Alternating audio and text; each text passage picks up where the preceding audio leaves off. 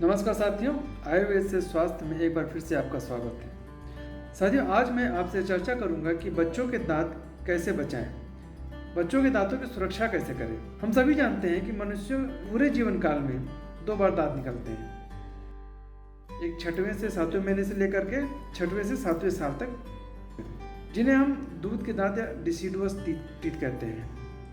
ये अस्थायी यानी टेम्परेरी होते हैं और 6वें से 7वें साल में ये गिरना शुरू हो जाते हैं और इसकी जगह जो दांत आते हैं वे परमानेंट टीथ होते हैं और वे हमारे पूरे जीवन काल में हमारे साथ रहते हैं, बशर्ते कि हम उनकी देखभाल करें, उनका तरीके से ख्याल रखें। ऐसा नहीं कि बुढ़ापे होते होते हमारे दांत गिरना शुरू हो जाते हैं, ये एक नेचुरल प्रक्रिया, ऐसा नहीं है। अगर हम दांतों को ख्याल रखेंगे, दांतों को बचा के रखेंगे तो दांत हमारे जीवन भर हमारे साथ रहेंगे। इसलिए हमें बचपन से ही इस चीज़ का ध्यान रखना चाहिए, बच्चों से इस बात का ख्याल रखना चाहिए कि उनके दांत जो हैं वो सुरक्षित रहें। बच्चों में इस तरह की भावना होनी चाहिए, इस तरह का उनके अंदर आदत होनी चाहिए कि अपने दांतों को सुरक्षित रखें। ये आदत बचपन से हमें बच्चों को डालनी चाहिए। इसके लिए बच्चों को सुबह और रात को दोनों समय जो है हमें ब्रश कराने की आदत डालनी चाहिए। इसके लिए ज़रूरी है कि हम उनको इंस्ट्रक्शन देने के बजाय, क्योंकि बच्चे क्या करते हैं कि वो फॉलो करते हैं, हम जो भी करते हैं उसको वो उसकी नकल उतारते हैं वो। तो जब आप खुद ब्रश करोगे तो बच्चे खुद आपको फॉलो करते हुए वो भी ब्रश करेंगे। बच्चे बड़ों के नक्शे कदम पर चलने की कोशिश करते हैं, एक तरह से नकल उतारते हैं। तो आप सही तकनीक का इस्तेमाल करें, खुद भी सही तकनीक से ब्रश करें और बच्चों को भी समझाएं। आप उनके सामने ब्रश करेंगे तो वो देखेंगे आप कैसे ब्रश कर रहे हो और वो आपको फॉलो करने की कोशिश करेंगे। उनको ब्रश की सही टेक्निक बताएं, उनको प्रैक्टिकली करके बताएं कि ब्रश कैसे करना है, ब्रश करने का सही तरीका क्या होता है और किस तरह से ब्रश इस्तेमाल करना चाहिए। साथियों, ब्रश करने का तरीका, ब्रश किस तरह इस्तेमाल करना चाहिए, ब्रश किस तरह का होना चाहिए, ये सभी बातें मैंने आपको पिछली वीडियो में बताएं। आप चाहे तो लिंक में जा करके देख सकते हैं। इसके साथ आपको अपने दांतों की और बच्चों के दांतों की दोनों को रूटीन चेकअप कराते रहना चाहिए। हर 6 महीने में डेंटल हाइजीनिस्ट या फिर डेंटिस्ट के पास जाकर अपने बच्चों के दांतों का चेकअप कराएं, क्योंकि बचाव पक्ष बहुत जरूरी है। अगर दांतों में कहीं भी पीट्स है या फीजर है जहाँ पर कीड़ा लगने की संभावना बहुत ज़्यादा होती है, तो पीट्स एंड फीजर सीरम का ट्रीटमेंट करवाएं। और पीट्स और फीजर सीरम कैसे होता है इसके बारे में भी मैंने आपको पहले वीडियो में बताया हुआ है, आप लिंक में जाकर देख सकते हैं। तो साथियों, प्रिवेंशन बहुत जरूरी है। मैं हमेशा लोगों को इस बात के लिए प्रेरित करता हूँ, लोगों को इस बात से बोलता हूँ कि prevention is always better than cure. तो प्रिवेंशन पे आप ध्यान दीजिए।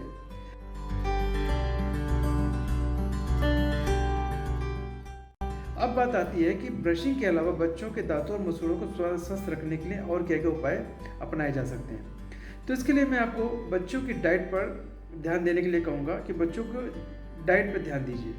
डाइट कैसी होनी चाहिए? डाइट में फाइबरस डाइट ज़्यादा होना चाहिए, जैसे हरी पत्तेदार सब्जियां हैं, दालें हैं, सोयाबीन है, सलाद है, फ्रूट्स है। इस तरह की डाइट ये बच्चों के लिए भी जरूरी है, बड़ों के लिए भी उतना ही जरूरी है। बच्चों के डाइट में कैल्शियम की मात्रा उचित रूप से होनी चाहिए। कैल्शियम की आप होम्योपैथिक गोली भी बच्चों को दी जा सकती है।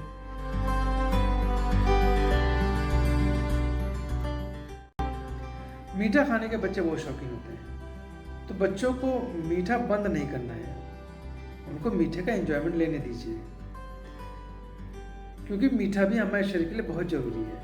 लेकिन मीठा नियंत्रित होना चाहिए, उसकी मात्रा नियंत्रित होनी चाहिए। आप कोशिश करें कि बच्चों को रात में मीठा ना दें और वो रात को ब्रश करके ही सोए। दिन में बच्चों को मीठा दे सकते हैं, लेकिन दिन में बच्चों को मीठा देने के भी कुछ तरीके हैं। आप मीठा दें, उसके बाद ब्रश कराएं और कोशिश करें कि मीठा जो है बच्चों को खाना खाने से पहले दें, खाना खाने के बाद बच्चों को मीठा ना दें। इसके अलावा फास्ट फूड और जंक फूड ये बहुत ज़्यादा खतरनाक होता है।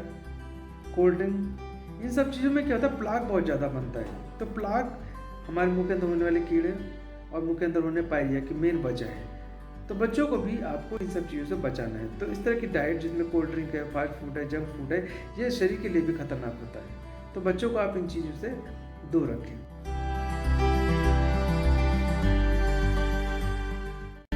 अब बात आती है बच्चों को कीड़ों से बचाने के लिए आपको करना क्या है। तो बच्चों को कीड़ों से बचाने के लिए आपको दांतों का फ्लोराइड ट्रीटमेंट कराना चाहिए। फ्लोराइड ट्रीटमेंट क्या होता है? फ्लोराइड ट्रीटमेंट जानने से पहले हमें जान लेना चाहिए कि फ्लोराइड क्या होता है।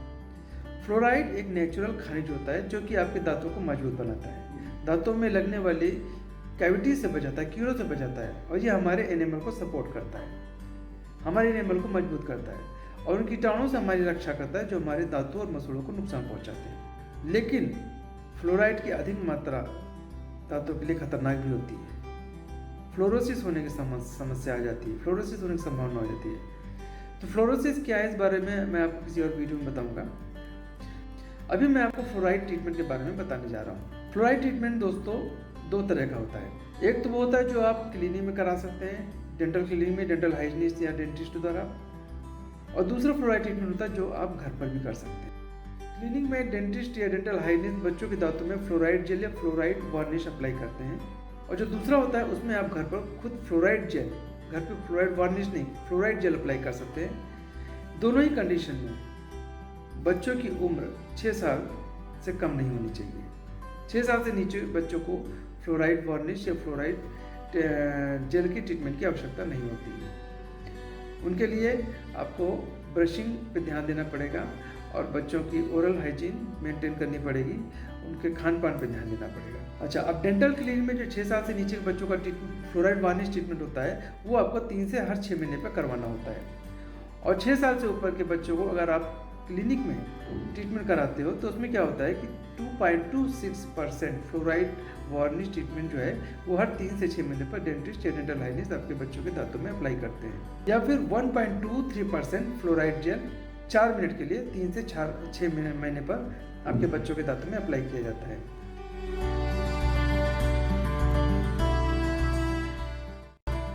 लेकिन अगर आप घर पर 6 वर्ष से ऊपर के बच्चों को फ्लोराइड ट्रीटमेंट देते हैं तो इसमें 0.09% माउथ रिंस होता है जो कि हफ्ते में 1 दिन करना होता है। और फ्लोराइड जेल को अगर आप इस्तेमाल करते हो तो वो 0.5% होता है जो रोज दिन में 2 बार कर सकते हैं। घर पर फ्लोराइड पेस्ट इस्तेमाल करने का सबसे उचित समय होता है सोने से पहले।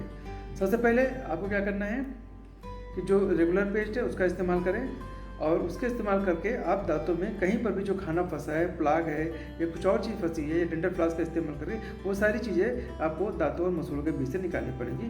दांतों को पूरी तरह से साफ करना पड़ेगा, मसूड़ों को कहीं पर भी प्लाग या फूड पार्टिकल्स न रह जाए। इसके बाद 2 तरह के जेल में से किसी भी तरह के जेल का इस्तेमाल आप कर सकते हैं। एक तो है 0.4% स्टेनलेस फ्लोराइड और दूसरा है 1.1% सोडियम फ्लोराइड। ये दोनों में से किसी भी तरह के जेल का आप इस्तेमाल कर सकते हैं। आप उसको क्या करना है, उसको ब्रश की मदद से लेकर के आपको दांतों पे लगाना है, ठीक है। और लगाने के बाद फिर उसमें आपको थोड़ा वेट करना पड़ेगा। कितनी देर वेट करना है? 5 मिनट के लिए। 5 मिनट वेट करने के बाद इसको थूक कर अच्छे से कुल्ले कर लें, और इसके बाद आधे घंटे तक आपको ना तो कुछ खाना है और ना ही कुछ पीना है। बहुत सिंपल है, आप इसको आराम से घर में कर सकते हैं। थोड़ा सा 1-2 बार प्रैक्टिस करने की ज़रूरत है, तो इसमें किसी तरह की कोई ऐसी समस्या नहीं कि इसको आप घर पे नहीं कर सकते। तो आप घर पर जो है फ्लोराइड जेल का इस्तेमाल करके बच्चों के दांतों को कीड़ों से और कैविटी से बचा सकते हैं। तो इस तरह से आप फ्लोराइड जेल का इस्तेमाल कर सकते हैं। मैं आपको बार बार बोलता हूँ कि बच्चों की दांतों की सुरक्षा बहुत ज़रूरी है। ये इसलिए भी ज़रूरी है कि वर्तमान में 60 से 90% तक बच्चों में कैविटीज या कीड़े की समस्या पाई जाती है। इसलिए क्या करना है कि दांतों में सुबह शाम 2 टाइम आपको ब्रश करना है, रात को सोते समय खासकर ब्रश करना है। ब्रश करने के बाद कोई भी चीज़ बच्चों को नहीं देनी है। बच्चे चाहे कितना भी जिद करें, और जो भी चीज़ खिलानी है आपको ब्रश करने से पहले खिलानी है। ब्रश करने के बाद बच्चों को सिर्फ आप पानी दे सकते हैं और खुद भी वही करना है, सिर्फ पानी पीना है। ब्रश करने के बाद सीधे आपको सोने जाना है और कोई भी चीज़ खाने पीने वाली चीज़ मुँह के अंदर नहीं लेकर के जानी है। तो आज के इस एपिसोड में मैंने आपको बताया कि फ्लोराइड जेल कैसे इस्तेमाल करते हैं, फ्लोराइड जेल का क्या फ़ायदा होता है। अगले वीडियो में आपसे फिर मुलाकात होगी, फिर किसी नए सब्जेक्ट के साथ, किसी नए विषय पर। आप इस चैनल को सब्सक्राइब कर लें ताकि हर वीडियो आपके पास पहुंच सके। नमस्कार।